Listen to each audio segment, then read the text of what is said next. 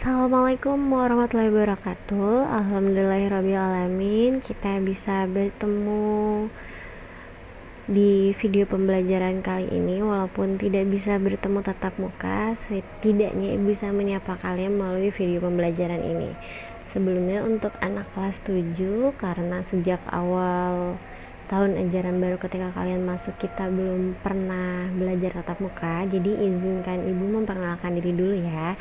Nama ibu adalah Atika Fathia. Kalian bisa panggil ibu dengan Bu Atika. Ibu mengajar IPA di kelas 7. Sebelum mulai belajar, mari sama-sama kita berdoa. Semoga apa yang ibu sampaikan di video ini bisa kalian pahami dengan baik, dan semoga pandemi ini segera berakhir sehingga kita semua bisa kembali bertemu dan belajar seperti sedia kala di sekolah kita tercinta. Amin ya rabbal alamin. Nah, beberapa minggu yang lalu kalian sudah masuk di bab 3, yaitu tentang zat, wujud zat, dan perubahannya.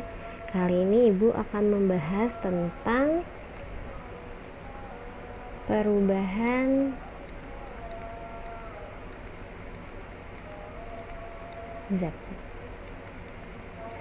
Nah, kemarin kalian sudah belajar jenis-jenis zat itu ada diklasifikasikan menjadi 3 jenis. Ada zat cair, zat padat, dan gas. Nah, zat-zat ini bisa berubah menjadi bentuk yang baru, tapi dikategorikan menjadi 2 tipe. Ada yang perubahannya disebut sebagai perubahan fisika, dan ada yang disebut sebagai perubahan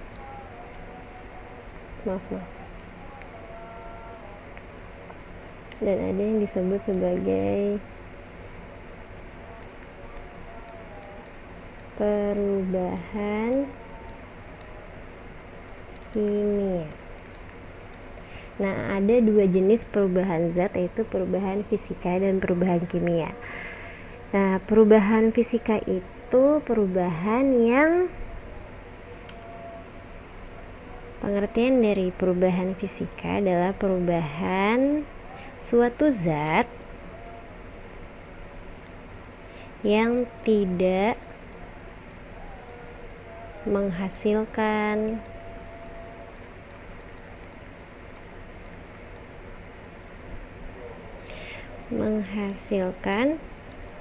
zat baru. Sedangkan perubahan kimia adalah perubahan yang menghasilkan zat baru. Jadi jelas ya di sini perbedaannya perubahan fisika sama perubahan kimia. Jadi kalau perubahan fisika itu tidak menghasilkan zat baru. Kalau perubahan kimia itu bisa menghasilkan zat baru. Nah, contohnya kayak misalkan kalau untuk perubahan fisika, contohnya ibu punya air nih. Air, kemudian air itu disimpan di freezer ya. Nah, kan dia menjadi es batu. Nah, di sini terjadi perubahan dari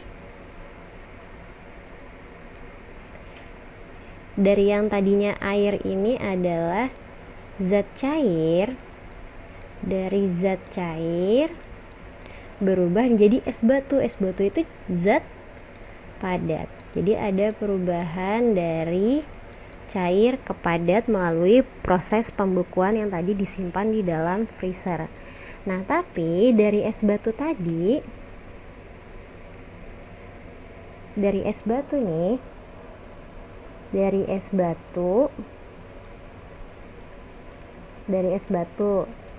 dipanaskan.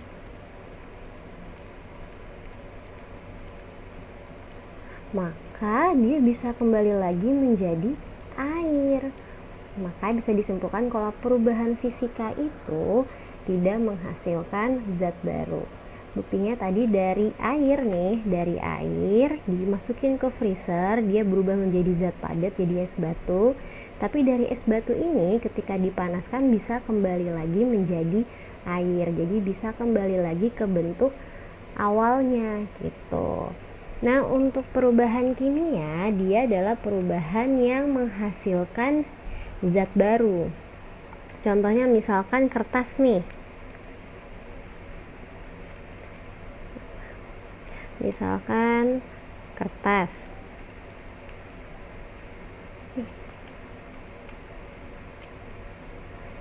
Ulang ya. Misalkan kertas. Terus dibakar. Maka dia akan berubah menjadi abu. Kira-kira abu ini bisa kembali lagi nggak ya ke kertas? Ya bisa kan, maka dia tidak bisa kembali ke bentuk asli. Dia menghasilkan zat baru dari kertas menjadi abu. Beda sama perubahan fisika yang tadinya jadi dari air bisa kembali lagi ke air, maka tidak menghasilkan zat baru. Itu sekilas tentang perbedaan dari perubahan zat, perubahan fisika dan perubahan kimia, perbedaannya.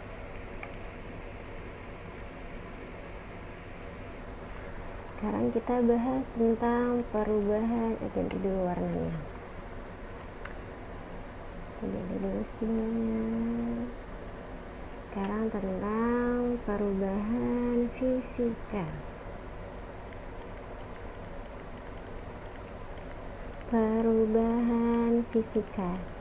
Nah, perubahan fisika ini bisa dibagi menjadi 3. Yang pertama dari bentuk nih. Nah, kalau dari bentuk itu contohnya misalkan ada kayu. Terus kayunya itu dipotong-potong menjadi beberapa bagian. Bisa berubah menjadi bisa berubah menjadi meja atau kursi atau yang lain-lainnya gitu, yang dibuat dari kayu. Jadi walaupun dia berubah bentuk, dia tetap kayu, tidak menghasilkan zat baru. Terus yang kedua ada perubahan wujud. Nah, perubahan wujud ini berkaitan sama 3 jenis zat. Ada zat cair, ada zat apa lagi, ada padat, sama gas. Nah, ini kita buat dalam bentuk diagram ya. Tadi karena Ibu bilang perubahan fisika itu bisa kembali ke bentuk asli, berarti kalau misalkan dari cair ke padat bisa kembali lagi menjadi cair atau sebaliknya. Terus kalau misalkan dari cair ke gas, maka bisa kembali lagi menjadi cair. Dari padat ke gas, maka bisa kembali lagi menjadi padat. Itu seperti daur ulang gitu, jadi bisa kembali ke bentuk aslinya. Nah, sekarang kita bahas istilah-istilahnya ya. Jadi kalau misalkan dari cair ke padat, maka disebutnya kayak tadi misalkan air terus disimpan di kulkas, maka jadi es batu. Maka perubahan dari cair ke padat disebut dengan, kita kasih warna hijau untuk ini, disebut dengan membeku. Tuh. Nah, untuk padat ke cair kebalikannya, namanya mencair. Jadi inget-inget aja es batu gitu ya. Nah, terus kalau misalkan dari cair ke gas, nah ini contohnya kalau misalkan kalian pakai parfum nih, minyak wangi, itu kan dari cair ya.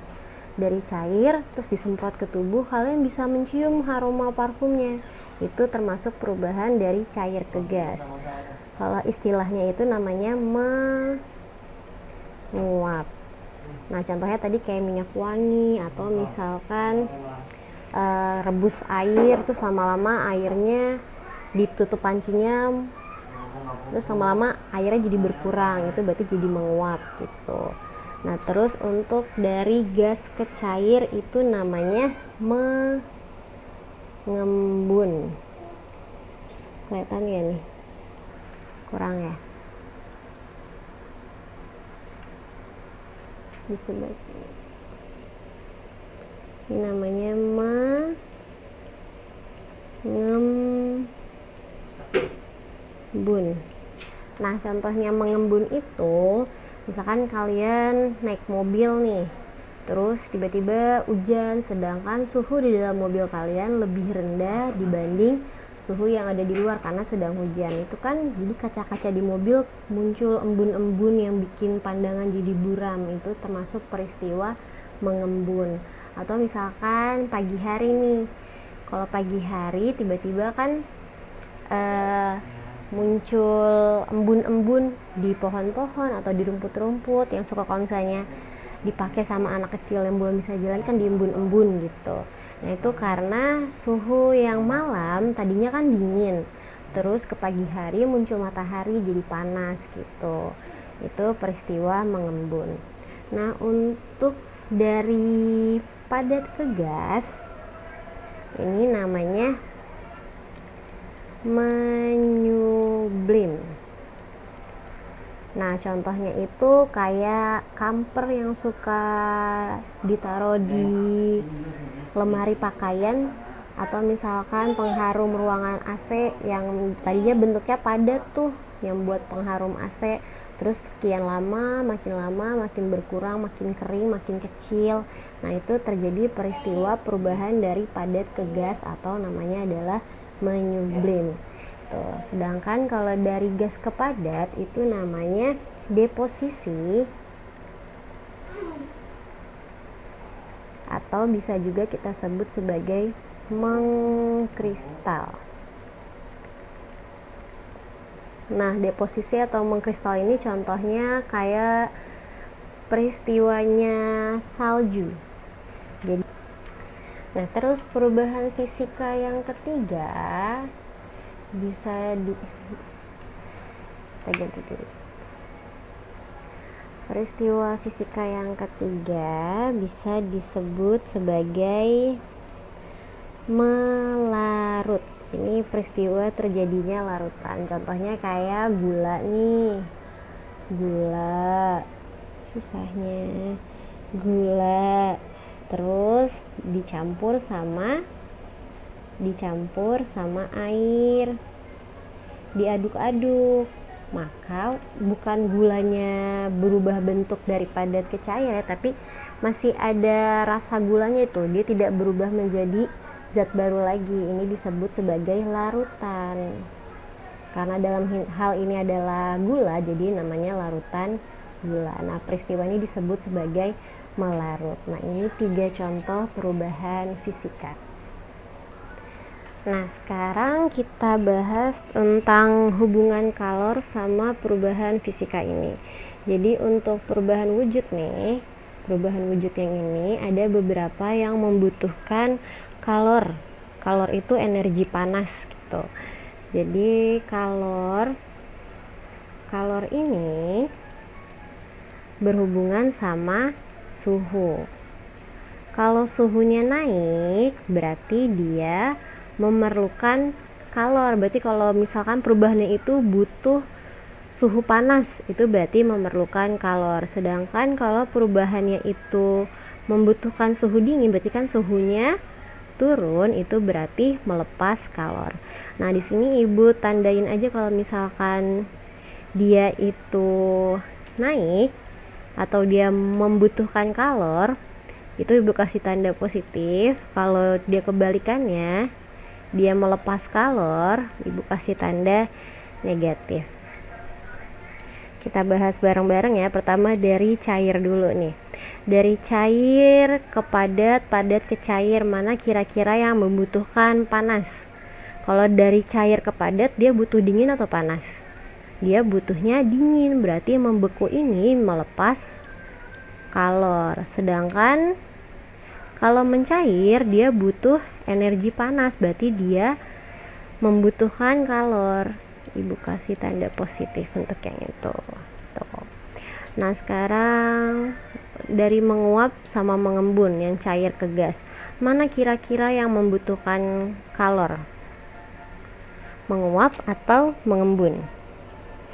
Nah, tadi kan Ibu udah bilang ya, contoh dari menguap itu kan dia dari contohnya tadi air yang direbus terus jadi lama-lama airnya habis gitu. Berarti yang membutuhkan energi panas adalah menguap. Menguap Ibu kasih tanda merah. Sedangkan mengembun dia melepas kalor. Dia butuh suhu yang lebih dingin. Maka Ibu kasih tanda minus. Nah, terus dari gas ke padat, padat ke gas nih. Yang tadi Ibu bilang kalau mengkristal itu contohnya adalah perubahan menjadi salju. Berarti mengkristal itu proses yang membutuhkan suhu yang dingin, lebih dingin. Berarti mengkristal ini yang melepas kalor, sedangkan menyublim yang ini dia membutuhkan kalor.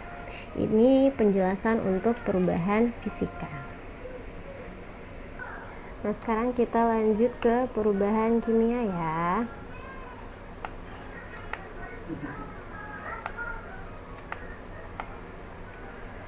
Perubahan kimia. Masih ada nulisnya. Salah. Ganti dulu. Nah, perubahan kimia. Perubahan kimia ini kan perubahan yang menghasilkan zat baru gitu. Nah, perubahan kimia ini punya 4 ciri.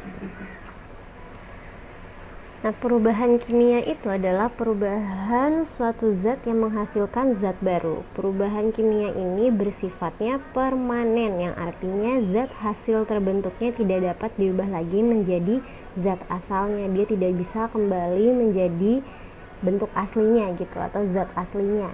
Contohnya adalah yang tadi bilang, kertas yang dibakar, atau petasan yang meledak, atau singkong yang menjadi tape, atau besi yang berkarat, dan pembusukan makanan. Makanan kalau udah busuk nggak bisa jadi baru lagi kan gitu. Nah, perubahan kimia ini disebut juga dengan reaksi kimia. Jadi perubahan kimia ini disebut juga sebagai reaksi kimia, di mana terdapat 2 istilah, yaitu zat semula dan yang dinamakan reaktan. Istilahnya disebut reaktan. Dan zat hasil yang disebut sebagai hasil reaksi. Jadi contohnya misalkan kayu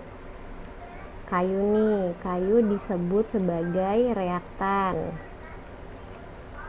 Terus kayunya itu dibakar,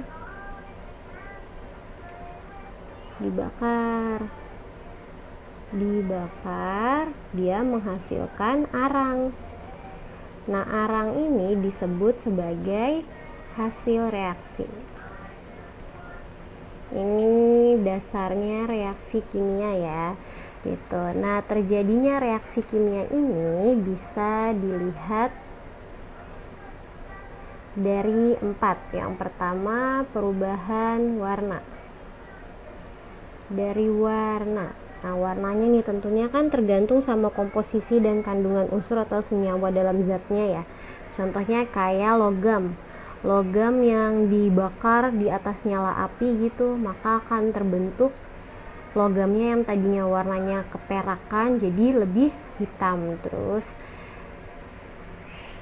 itu dari warna. Atau misalkan dari makanan, misalkan tomat yang masih seger kan warnanya merah seger gitu kan, tapi kalau tomat yang udah busuk warnanya lebih oranye gitu. Nah, itu perubahan warna. Nah, yang kedua adalah perubahan suhu. Nah, reaksi kimia ini terjadi karena adanya perubahan energi yang menyertai reaksi kimia. Ada yang perubahan suhunya itu. Contohnya kayak yang tadi yang dibahas, yang kalor dilepaskan dan kalor yang dibutuhkan. Tapi ingat, kalau kimia itu berarti tidak bisa kembali ke bentuk aslinya gitu. Nah, terus yang ketiga adanya endapan. Nah, endapan ini beda ya sama kalau misalkan ayah kalian bikin kopi terus diaduk-aduk, tiba-tiba ada endapan kopinya, bukan yang kayak gitu. Kalau yang kimia, dia terbentuk zat baru, jadi rasanya itu udah bukan kopi lagi gitu. Kalau misalnya kopi kan tetap kopi diaduk, kalau ini bukan. Nah, contohnya itu reaksi antara perak nitrat dengan natrium klorida yang menghasilkan endapan perak klorida yang berwarna putih. Tuh, nah bisa kalian kalau misalnya penasaran bisa cari-cari videonya di YouTube, banyak tentang contoh-contoh pembentukan endapan. Nah, yang ketiga adanya gas. Nah, kalau gas itu yang paling simple kayak tape itu kan tadinya dari singkong yang seger, nggak ada bau-baunya apa, terus karena difermentasi singkong tadi itu jadi punya gas. Jadi kalau saya kalian simpen di tempat yang tertutup tuh pas dibuka ada bunyi cisnya gitu, itu jadi ada gasnya tuh. Nah, itu tentang perubahan fisika dan perubahan kimia. Bisa kalian resume isi video ini apa yang udah ibu katakan. Semoga apa yang ibu sampaikan bisa kalian pahami. Wabillahi taufiq wal hidayah. Wassalamualaikum warahmatullahi wabarakatuh.